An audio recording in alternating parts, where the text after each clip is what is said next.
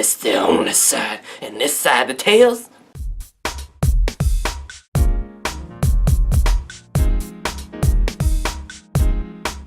He left another comment though, because this ain't where the story ends. He left a comment. He says, what's funny is I left a negative comment, so he admitted that, okay, on this guy's channel. This guy. Not Lance McGowan, but this guy. As if I don't see my own comments. One time, and he replied back to me with a bunch of BS. All right. That's a Bachelor of Science, if you didn't already know. Okay. From Ohio State University. That's where I went, because I went for marketing and transportation. No? Okay. Alright, he says, about me not doing my research about MLM companies and a few other things, and so I was going to leave him a huge reply with all the links and with all the cold, hard facts about network marketing and how it only makes a few people a lot of money, and many people lose money. And then I realized, looking at the views and likes and dislikes, that nobody's watching his freaking channel. It is all a big waste of time anyways. Multiple exclamation points. It started off, you know, it hurts a little, you know, on the inside. Anyways, first of all, when the whole topic of like losing money, if you think of like people that get a membership to Costco, right? We're talking about the customers. They go in there, they buy their coconut oil, dried mangoes, and whatever else they like to get, because that's pretty much stuff I like to get, and some other stuff. And they get it at a discount. That discount isn't offered to the general public, right? It's just for people who have a membership. And people don't lose money when they purchase those things. They're exchanging their money for the products because they value the products and they're voting with their dollar. That's more customer based.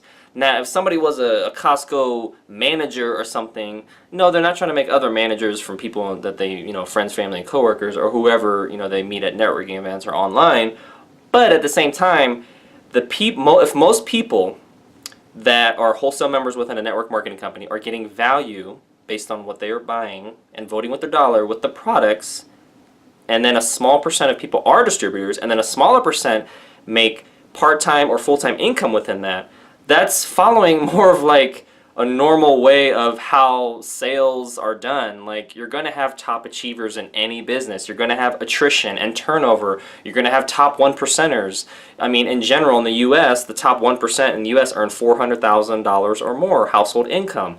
And the average income is $50,000 to $60,000. Again, it depends on which year you're looking at. I'm giving you ranges. I mean, you can do your own research, but that's the research I've found.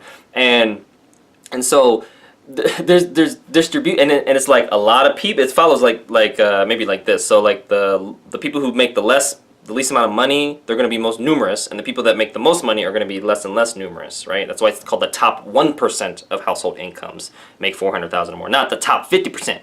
All right, so I think people, and then they try to say, well, you could make more in corporate America, or you can make more in, you know, franchise or small business or whatever. Okay, let's see the numbers. How much did it cost them to get their college degree or master's degree? How much time did it take, right? What was the acceptance and failure rates to get into college, to get the job, to get the promotion, to get the position that you're mentioning? And a lot of them are just like, look, that's too much work. Ain't nobody got time for that. I was just trying to let you know that MLMs are not it, chief. And I'm like, well, what is non-chief, you know?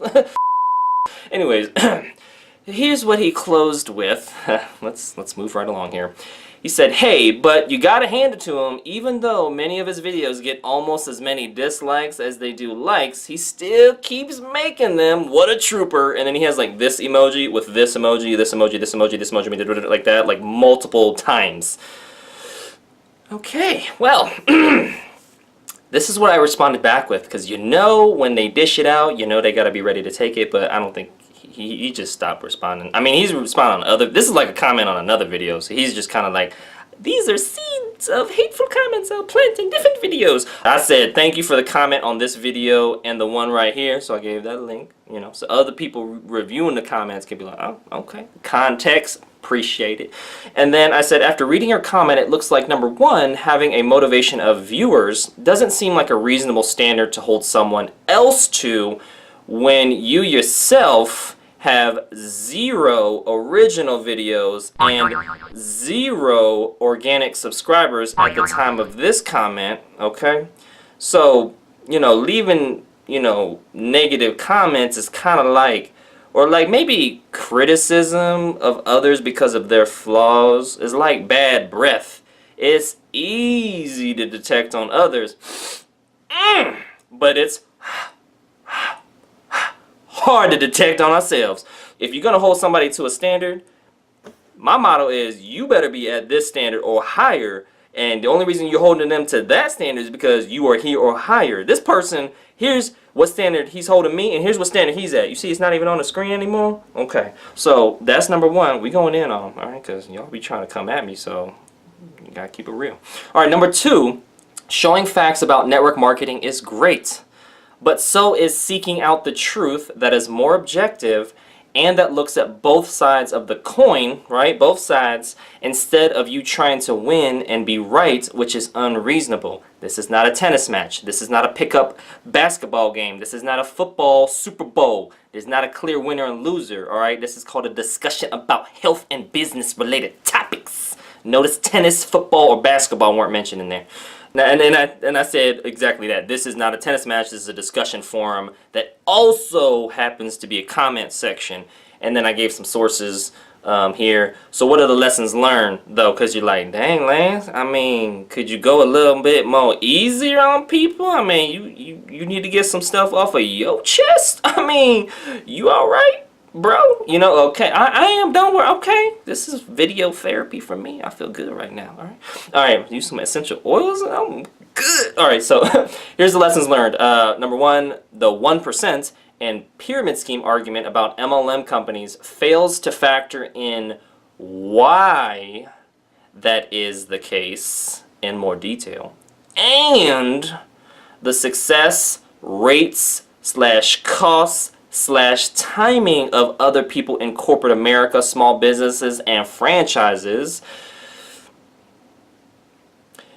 Number 2, lesson learned, is the top 5 reasons why someone is successful.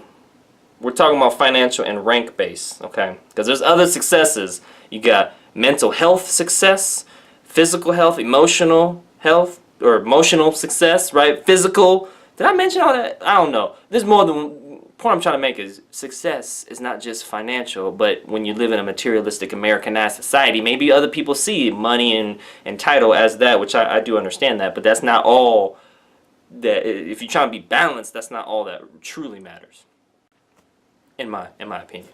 All right, so the top 5 reasons why someone is successful in network marketing, again, we're talking about financial and rank, is coming down to their skills, goals, effort, quantity, and quality of their network. You know, who's on their Facebook, you know, friends list, phone book list, customer list, email list, social media list, that type of thing. And how, you know, good is that relationship with them? Is it, you can figure out the relationship based on the response you get. So quick response, good relationship. No response, where's the relationship, right? When people ghost you, relationship must have went down the hole, or down to whatever, down the drain, down the toilet, whatever you want to call it. Oh, and the 5th thing is the lead generation system or strategy, meaning how are you bringing new people in the door? How are you talking to somebody new every day? And nurturing the relationships you already have, I would say that too, right? So following up with customers and whoever's in your team, stuff like that, right? But anyways,